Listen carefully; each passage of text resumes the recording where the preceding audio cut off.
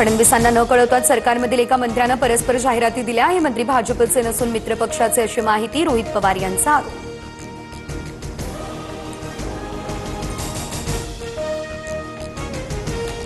बीडच्या आष्टीमध्ये प्रथमच जरांगे पाटील, मुख्यमंत्री फडणवीस आणि सुरेश धस एकाच बॅनरवरती। देवेंद्र बाहुबली आरक्षणाचे जनक, लढाई जिंकली बरं का, बॅनरवर उल्लेख।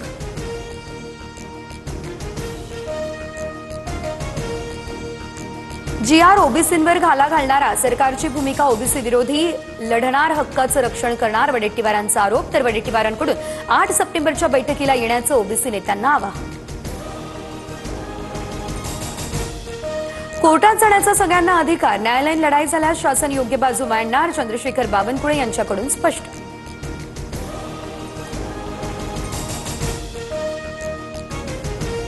पश्चिम महाराष्ट्रातील कुणीही आरक्षणापासून वंचित राहणार नाही। ओबीसींनी मराठ्यांच्या विरोधात लढण्यापेक्षा जातीसाठी लढावं। कुणाला गैरसमज पसरवायचं असेल तर पसरवू द्या, जरांगेंची वडेट्टीवारांवर टीका।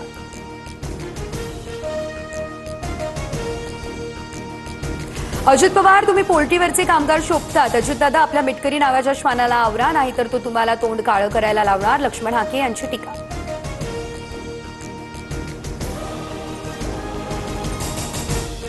मराठा आरक्षण उपसमितीचे अध्यक्ष राधाकृष्ण विखे पाटील आणि केंद्रीय गृहमंत्री अमित शहा यांची भेट। विखेंनी जरांगेंच्या उपोषणाबाबतची माहिती शहांना दिल्याची सूत्रांची माहिती।